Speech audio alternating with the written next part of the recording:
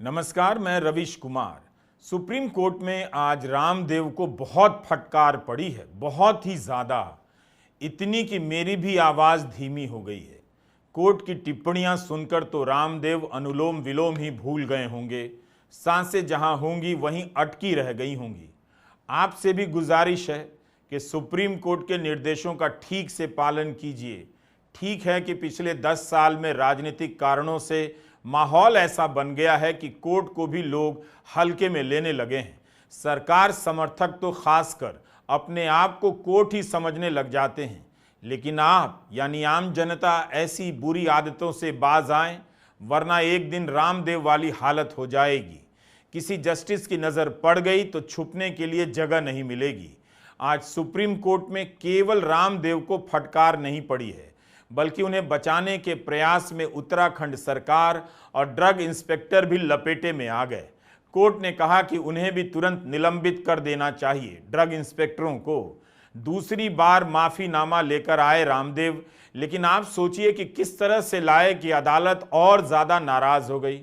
इस वीडियो को करते हुए लग रहा है कि कहीं रामदेव हम ही से ना नाराज हो जाएं, लेकिन रामदेव का बचाव आज बीजेपी भी नहीं कर रही है, जो केजरीवाल के मामले में हर बार प्रेस कॉन्फ्रेंस करने आ जाती है कि कोर्ट ने कुछ तो देखा होगा, अपराध तो हुआ ही होगा, तभी तो जमानत नहीं मिली है। वही बीजेपी अब रामदेव के बारे में कहने आ जाए, क्यों नहीं कह पा रही है। कोर्ट ने आज बहुत स्पष्ट कहा है कि जो बयान दिए गए हैं वो कोर्ट के सामने दिए गए बयान हैं, तो वो पूरी तरीके से वैलिड है। और पुनः मैं कह रहा हूं, यही सब तो बातें कहते थे। अभी जो मैंने आपको ऑब्जर्वेशन सुनाया उसमें क्या है कि उनका कहना है कि they are having enough evidence, यानी पर्याप्त साक्ष्य और मटेरियल मौजूद है इस बात पर विश्वास करने के लिए कि वो इन्वॉल्व थे। और कहां रखा है उस पे तो मैं कहना चाहूंगा यही तो पता लगाना है। बीजेपी इस केस में ऐसी दूरी बना रही है इस तरह से जैसे रामदेव कांग्रेस के लिए प्रचार किया करते थे। उनकी नजदीकियां कांग्रेस के नेताओं से रही है। रामदेव जी, आज सुप्रीम कोर्ट ने जो टिप्पणी कही उस पर क्या कहेंगे? Supreme court Ramdev ji, supreme court ने जो टिप्पणी की है, बालकृष्ण जी, आपने हलफनामे में जानकारियां सुप्रीम कोर्ट में वरिष्ठ वकील मुकुल रोहतगी लगता है आज बहुत ही कमजोर केस की पैरवी करने आ गए। रामदेव और आचार्य बालकृष्ण के हलफनामे के आधार पर कहने लगे कि बिना शर्त माफी मांगी गई है, मगर कोर्ट ने उस चालाकी को पहले पकड़ लिया। जस्टिस हिमा कोहली ने कहा कि कोर्ट के कहने के पहले अवमानना की ये दोनों आरोपी अपना हलफनामा नए सिरे से लिखकर नहीं भेज सके। भेजा भी तो पहले मीडिया को, बाद में हमें मिला। इस पर मुकुल रोहतगी ने कहा कि यह तो रजिस्ट्री का काम है, हमने भेज दिया था। जस्टिस एहसानुद्दीन अमानुल्लाह ने कहा कि आपने अंडरटेकिंग का जानबूझकर उल्लंघन किया है। हलफनामे में हमें धोखा दे रहे हैं। किसने तैयार किया है इस हलफनामे को, हम इसे स्वीकार नहीं करेंगे। आप इसके बाद कार्रवाई के लिए तैयार रहिए।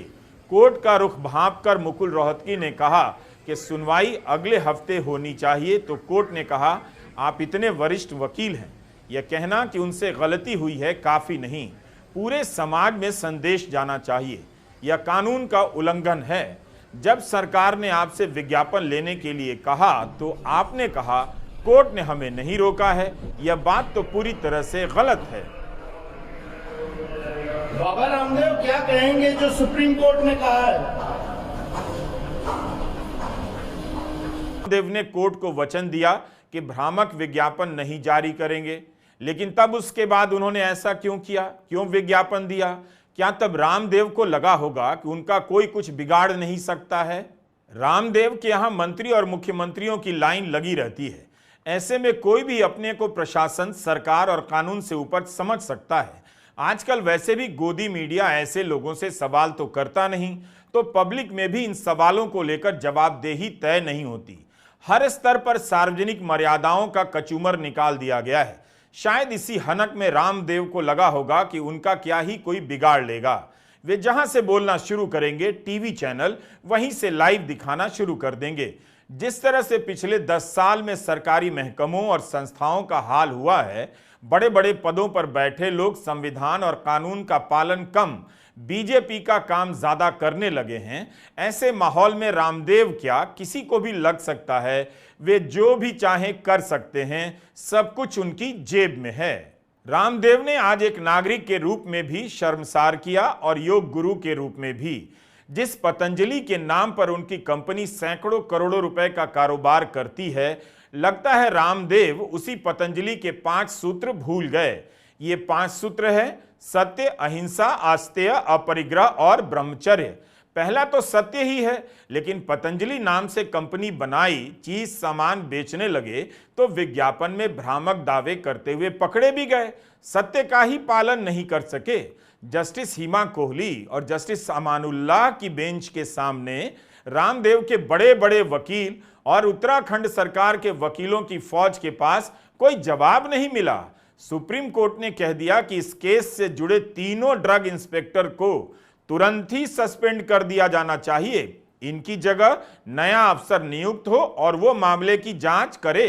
जिन अफसरों ने राज्य सरकार के दबाव में यह खेल खेला, सोचिए आज वे भी सोच रहे होंगे कि उन्हें कोई बचाने नहीं आया।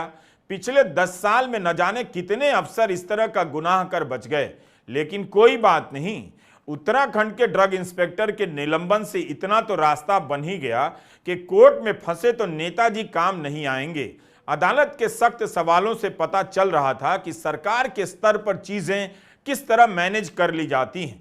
अदालतें भी अनदेखा करने लगी हैं, मगर आज सुप्रीम कोर्ट ने सारा खेल पकड़ लिया और पर्दाफाश कर दिया। जस्टिस एहसानुद्दीन अमानुल्लाह ने कहा कि यही कारण है कि सुप्रीम कोर्ट का मजाक उड़ रहा है और लोग कह रहे हैं कि हम अज्ञानता के महलों में रहते हैं। अफसरों को जवाबदेह होना चाहिए।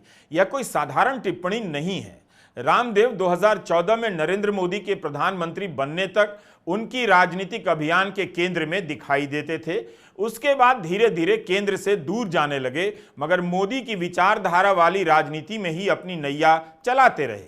आज वही रामदेव सुप्रीम कोर्ट के सामने अपने झूठ का बचाव नहीं कर पा रहे थे, माफी मांग रहे थे, मगर अदालत उनकी माफी पर यकीन नहीं कर रही थी और काफी नहीं मान रही थी। जब खुद को धर्म गुरु और योग गुरु कहलाना पसंद करते हैं तो इतना तो ध्यान रखना चाहिए था कि पतंजलि के विज्ञापनों में भ्रामक और झूठे दावे ना किए जाएं। कोर्ट ने एक बार चेतावनी दे दी तो फिर से विज्ञापन नहीं जारी करना चाहिए था। रामदेव योग के बल पर नैतिक शक्ति प्राप्त कर सकते थे, मगर बाजार की शक्तियों के प्रलोभन में झूठ बोल गए। अहंकार हावी हो गया। यही नहीं, कोर्ट ने कहा कि पतंजलि के एमडी और रामदेव ने विदेश यात्रा के झूठे दावे किए ताकि न्यायालय के सामने उपस्थित होने से बच सकें। यहां आस्था आहत हुई, ना इसे लेकर कोई आफत आई।